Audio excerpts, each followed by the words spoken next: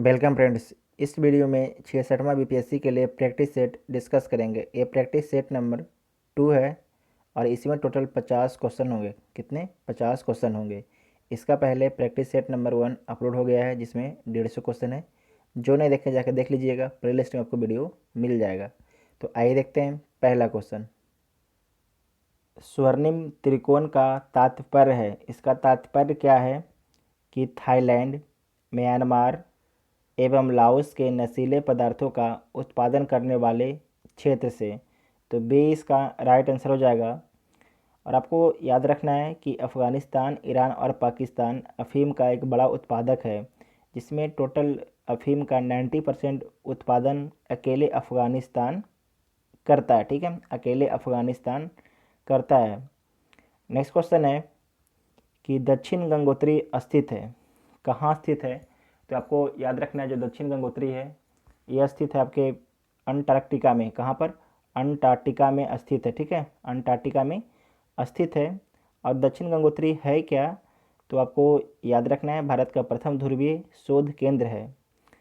और अंटार्कटिका में दूसरा शोध केंद्र कब स्थापित किया गया था? ये स्थापित किया गया था 1989 में, जिसका नाम था मैत्री। ठीक है, मैत्री उसका नाम था। और तीसरा आपका है भारती, 2012 में स्थापित किया गया है भारती को। ठीक है, इतना आप लोगों को याद रखना है। नेक्स्ट क्वेश्चन देखिए, किस राज्य के पंचायती राज विभाग ने ई पंचायत पुरस्कार 2020 के तहत पहला पुरस्कार प्राप्त किया है? ये प्राप्त किया है आपके हिमाचल प्रदेश। तो ए इसका राइट आंसर हो जाएगा। नेक्स्ट है, निम्नलिखित में से किस विटामिन में कोबाल्ट होता है? किस विटामिन में जो है कोबाल्ट होता है? तो विटामिन B12 में। तो डी इसका राइट आंसर हो जाएगा। कोबाल्ट कोबाल्ट 60 का उपयोग जो है कैंसर उपचार, औद्योगिक रेडियोग्राफी आदि में किया जाता है। ठीक है, साथ में आपको ये भी याद रखना है कि विटामिन बी की कमी से जो है महिलाओं में एनीमिया रोग होता है। ठीक है, एनीमिया रोग तथा पांडु रोग होता है। विटामिन B1 की कमी से बेरी बेरी रोग होता है, जिसे थायमिन बोलते हैं। ठीक है, थायमिन, ये एग्जाम में पूछा जाता है कि विटामिन B1 को क्या बोलते हैं, तो थायमिन बोलते हैं। नेक्स्ट क्वेश्चन देखिए, नव नालंदा महाविहार किसके लिए विख्यात है? ठीक है, याद ध्यान रखिएगा। नव नालंदा महाविहार किसके लिए विख्यात है? तो पाली अनुसंधान संस्थान के लिए। तो डी इसका राइट आंसर हो जाएगा। नेक्स्ट क्वेश्चन देखिए, बिहार में परमानेंट सेटलमेंट लागू करने का कारण था? क्या कारण था बिहार में परमानेंट सेटलमेंट लागू करने का? तो इसका मेन कारण था भू राजस्व का राजस्व निर्णय करना। भू राजस्व का राजस्व निर्णय करना। तो सी इसका राइट आंसर हो जाएगा। और ये कब लागू किया गया था? तो लॉर्ड कॉर्नवालिस के द्वारा 1793 ईस्वी में लागू किया गया था, जिसे अस्थाई बंदोबस्त कहते हैं। क्या बोलते हैं? जिसे अस्थाई बंदोबस्त बोला जाता है। ठीक है, तो अब नेक्स्ट क्वेश्चन देख लीजिए, विश्व बैंक की प्रबंध निर्देशक के रूप में जुलाई 2019 में नियुक्त अंशुला कांत निम्नलिखित में से किस बैंक की प्रबंध निर्देशक के रूप में कार्यरत थी? तो SBI के बैंक प्रबंधक के रूप में ये कार्यरत थी। तो बी इसका राइट आंसर हो जाएगा। नेक्स्ट है, हाल ही में कौन ट्विटर के नए चेयरमैन बने हैं? तो हाल ही में जो ट्विटर के नए चेयरमैन बने हैं पैट्रिक पिचेट। तो सी इसका राइट आंसर हो जाएगा। नेक्स्ट, सबसे बड़ा हिमनद निम्नलिखित में से कौन है? तो जो सबसे बड़ा हिमनद है ये गंगोत्री है। तो सी इसका राइट आंसर हो जाएगा। इसकी टोटल क्षेत्र कितना है? 25 किलोमीटर में जो है हिमनद का विस्तार है। उसके बाद है कंचनजंगा और रुंड्रुन, ये भी आपके 16 किलोमीटर में दोनों का विस्तार है। उसके बाद है केदारनाथ, इसका विस्तार 14 किलोमीटर में है। नेक्स्ट है कि गुरुत्वीय जी का स्थिरांक जी के सापेक्ष है। तो इसका राइट आंसर क्या हो जाएगा? बी इसका राइट आंसर हो जाएगा। ठीक है, भारत में सबसे अधिक गेहूं उत्पादक राज्य कौन है? तो भारत में जो सबसे अधिक गेहूं उत्पादक राज्य है ये उत्तर प्रदेश है।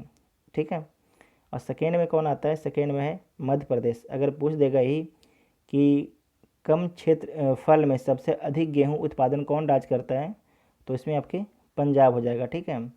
और दुनिया में सबसे अधिक गेहूं का उत्पादन चीन करता है और सेकंड नंबर पर अपना देश भारत है। नेक्स्ट, स्वामी सहजानंद का संबंध था। स्वामी सहजानंद का संबंध किससे था? तो बिहार के किसान आंदोलन के साथ था। तो सी इसका राइट आंसर हो जाएगा। स्वामी सहजानंद ने आपके वर्ष 1928 में किसान सभा की स्थापना की थी। कब की थी? 1928 में जो है किसान सभा की स्थापना की थी। और 1929 में प्रांतीय किसान सभा की स्थापना की है। यहाँ पर ध्यान रखिएगा, 1928 में जो है किसान सभा की स्थापना की है और 1929 में प्रांतीय किसान सभा की स्थापना की है।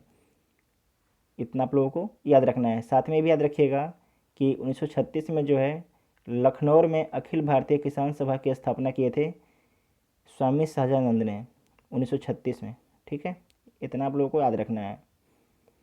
नेक्स्ट है कि भारत की राजधानी दिल्ली है। दिल्ली क्या है? एक केंद्र शासित प्रदेश है। तो ए इसका राइट आंसर हो जाएगा।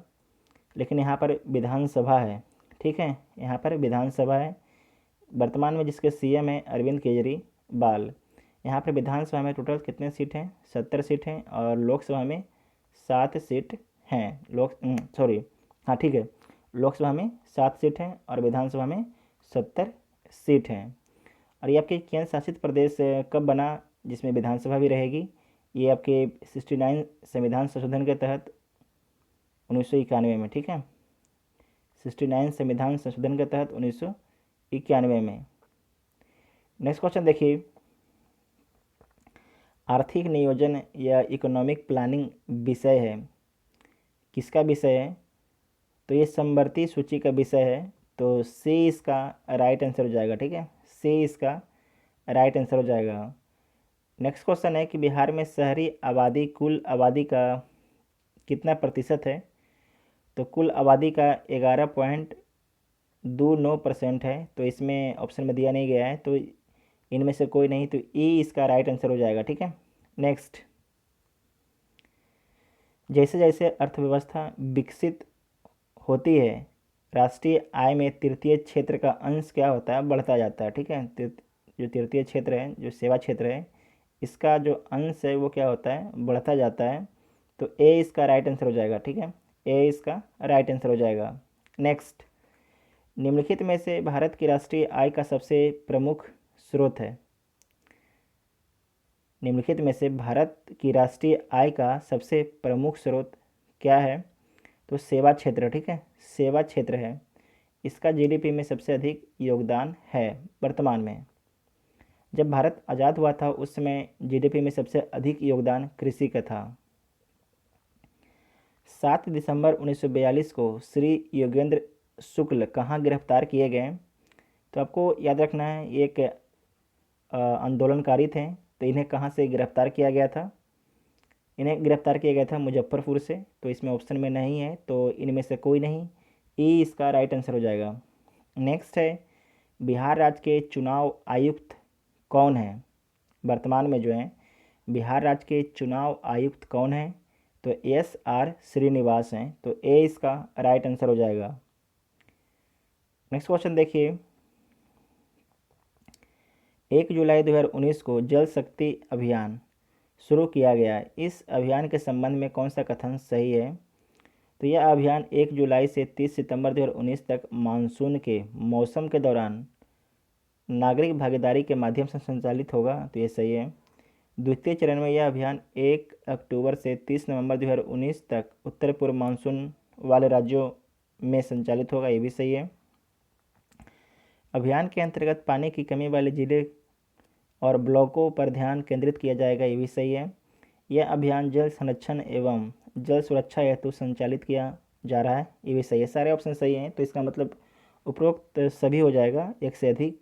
तो ई इसका राइट आंसर हो जाएगा, ठीक है। नेक्स्ट है कि ध्वनि की तीव्रता को मापने वाले यंत्र को क्या बोलते हैं? जिससे ध्वनि मापा जाता है तो उसे बोलते हैं ऑडियोमीटर। क्या बोलते हैं? ऑडियोमीटर, ठीक है। तो बी इसका राइट आंसर हो जाएगा। नेक्स्ट क्वेश्चन देखिए, सूची 1 को सूची 2 के साथ सम्मिलित करना है, तो सम्मिलित कर लीजिए। शुद्ध रक्त जो है ये धमनी, उसके बाद अशुद्ध रक्त सिरा। रक्त की कमी से कौन सी बीमारी होता है? एनीमिया होता है। और रक्त का थक्का कौन बनाता है? फाइब्रिनोजन। ठीक है, तो सारे सम्मिलित हैं, तो इसका राइट आंसर क्या हो जाएगा? ए इसका राइट आंसर हो जाएगा। ठीक है, याद रखिएगा, ये आपसे सिंगल सिंगल क्वेश्चन पूछ देता है, इसे आपको ध्यान रखना है कि शुद्ध रक्त धमनी और अशुद्ध रक्त सिरा। नेक्स्ट है कि एक ट्रेन जैसे ही चलना आरंभ करती है, उसमें बैठे हुए यात्री का सिर पीछे की ओर झुक जाता है, इसका क्या कारण है? तो इसका जो मेन कारण है कि अस्थिरता का जड़त्व। ठीक है, ये जो आदमी है उसका कमर से ऊपर वाला पार्ट है वो अस्थिर रहना चाहता है, इसलिए। ठीक है, तो बी इसका राइट आंसर हो जाएगा। निम्नलिखित में से किस एक के लिए केशिकत्व एकमात्र कारण नहीं है? तो किसके लिए नहीं है देख लीजिए। भूमिगत जल का ऊपर चढ़ना ये तो है, सूती कपड़े पर जल की बूंद का फैलना ये भी है, स्याही का सोखना ये भी है, पौधे की जड़ों से जल का इसके पर्ण समूह के ऊपर बढ़ना ये नहीं है, तो डी इसका राइट आंसर हो जाएगा। ठीक है, नेक्स्ट क्वेश्चन देखिए, एक कटा हुआ हीरा क्यों जगमगाता है? जो एक कटा हुआ हीरा होता है ये क्यों जगमगाता है? तो पूर्ण आंतरिक परिवर्तन के कारण, तो डी इसका राइट आंसर हो जाएगा। हीरा का अपवर्तनांक कितना होता है इसे याद रखिएगा, एग्जाम में पूछा जाता है 2.42। ठीक है, 2.42 इसका अपवर्तनांक होता है। कांच में लाल रंग का जो है अपवर्तनांक जो होता है सबसे कम होता है। निम्नलिखित में से किन महासागरों का निर्माण पैंजिया के टूटने के कारण हुआ है? तो हिंद महासागर का, प्रशांत महासागर का, अटलांटिक महासागर का और आर्कटिक महासागर का, सारे का निर्माण जो है पैंजिया के टूटने के कारण हुआ है। तो एक से अधिक सही है, तो ई इसका राइट आंसर हो जाएगा। नेक्स्ट है कि कमरे में लगा हुआ वातानुकूलक एसी क्या नियंत्रित करता है? जो एसी होता है वो क्या नियंत्रित करता है? तो आर्द्रता और तापमान को नियंत्रित करता है, तो बी इसका राइट आंसर हो जाएगा। ठीक है, आर्द्रता एवं तापमान को नियंत्रित करता है, ये कॉमन सेंस का भी उत्तर क्वेश्चन है। मनुष्य के लिए शोर की सहन सीमा करीब करीब कितनी होती है? जो कोई मनुष्य है वो कितनी शोर को सहन कर सकता है उसका कान? तो 85 डेसीबल। ठीक है, 85 डेसीबल, तो बी इसका राइट आंसर हो जाएगा। और जब साधारण बातचीत करते हैं तो हम लोग कितना डेसीबल ये एक तरीके से उत्पन्न होता है, तो शोर जो है 30 से 40 डेसीबल शोर उत्पन्न होता है जब हम लोग बातचीत आपस में करते हैं। ठीक है, जब रॉकेट उड़ता है तो उसमें टोटल 150 डेसीबल वो अपना शोर उत्पन्न करता है। कौन? जब रॉकेट उड़ता है तो, और जब बिजली गड़गड़ाती है तो 110 डेसीबल का शोर करता है। नेक्स्ट क्वेश्चन है कि कलपक्कम में फास्ट ब्रीडर रिएक्टर निम्नलिखित में से कौन सा शीतलक प्रयोग में लाया जाता है? तो द्रवित सोडियम का, तो डी इसका राइट आंसर हो जाएगा। यह कलपक्कम किस राज्य में स्थित है? तो भारत के तमिलनाडु राज्य में स्थित है। ठीक है, भारत के तमिलनाडु राज्य में स्थित है। नेक्स्ट है कि एम एस वर्ड का प्रयोग किया जाता है, किस चीज़ में इसका प्रयोग किया जाता है? तो पाद्यांश डाटा संशोधन हेतु, तो सी इसका राइट आंसर हो जाएगा। ठीक है,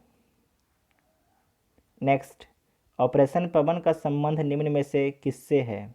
ऑपरेशन पवन का संबंध, तो ऑपरेशन पवन का संबंध है श्रीलंका के जाफना में IPKF ऑपरेशन से है, तो सी इसका राइट आंसर हो जाएगा। जिसके प्रमुख थे लिट्टे, आपको याद होगा, बाद में जो है लिट्टे राजीव गांधी को मरवा देते हैं 1991 में।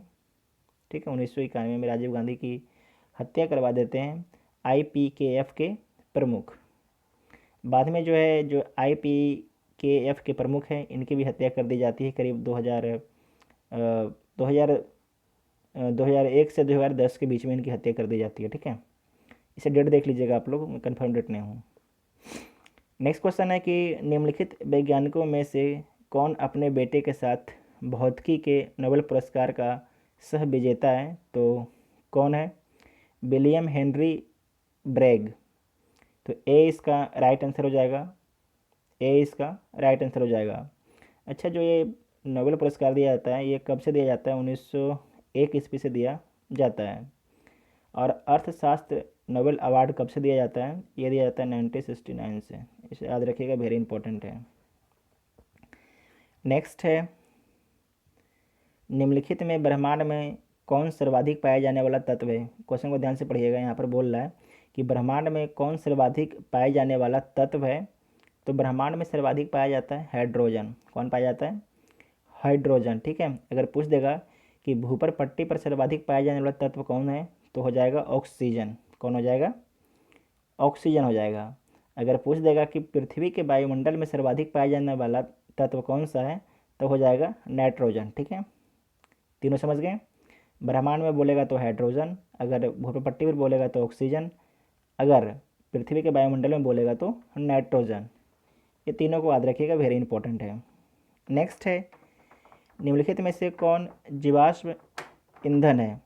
निम्नलिखित में से कौन जो है जीवाश्म ईंधन है? तो प्राकृतिक गैस जो है ये क्या है? जीवाश्म ईंधन है। तो डी इसका राइट आंसर हो जाएगा। नेक्स्ट है, पौधे के कौन से भाग से हल्दी प्राप्त होती है? वेरी इंपॉर्टेंट है। पौधे के कौन से भाग से हल्दी प्राप्त होती है? तो तना से प्राप्त होती है। तो बी इसका राइट आंसर हो जाएगा। साथ में आपको याद रखना है कि लहसुन, प्याज, आलू और अदरक ये तीन चारों क्या हैं? तने हैं। लिख लीजिएगा, लहसुन, प्याज, आलू और अदरक ये तीनों क्या हैं? तने हैं। अदरक का ही एक रूप है हल्दी। नेक्स्ट है कि फंक ने निम्नलिखित में से किसका आविष्कार किया था? तो फंक ने जो है विटामिन का आविष्कार किया था। तो इसमें विटामिन तो है नहीं, तो इनमें से कोई नहीं। ई इसका राइट आंसर हो जाएगा, ई इसका राइट आंसर हो जाएगा। नेक्स्ट है कि निम्नलिखित रोगों में से एक जो पानी के प्रदूषण की वजह से नहीं होता है वह है? पानी के प्रदूषण की वजह से कौन नहीं होता है? तो हैज़ा, टाइफाइड और पीलिया तो होता है, जबकि हेपेटाइटिस बी नहीं होता है। याद रखिएगा, वेरी इंपॉर्टेंट है। हेपेटाइटिस बी जो है नहीं होता है। ठीक है, तो बी इसका राइट आंसर हो जाएगा। नेक्स्ट है कि छोटा नागपुर औद्योगिक क्षेत्र का विकास संबंधित रहा है। तो किसके लिए ये संबंधित रहा है? तो ये संबंधित रहा है आपके कोयला की खोज के लिए। किसके लिए? कोयला की खोज के लिए। तो ए इसका राइट आंसर हो जाएगा। ठीक है, इसमें कोई क्वेश्चन छूट गया है क्या, देख लेते हैं। हाँ देखिए, एक क्वेश्चन छूट गया है कि एंथ्रोफोबिया निम्न में से किसका डर है? जो एंथ्रोफोबिया है किसका डर होता है? ये पुष्पों का डर होता है। तो सी इसका राइट आंसर हो जाएगा। ये आपके एक तरीके से एंथ्रोफोबिया डर ये क्या होता है? ये एक तरीके से मनोविकार है। ठीक है, क्या है? मनोविकार है। तो सी इसका राइट आंसर हो जाएगा। अगर पूछ देगा कि पुष्पों का अध्ययन क्या कहलाता है, तो एंथ्रोलॉजी कहलाता है। क्या कहलाता है? एंथ्रोलॉजी।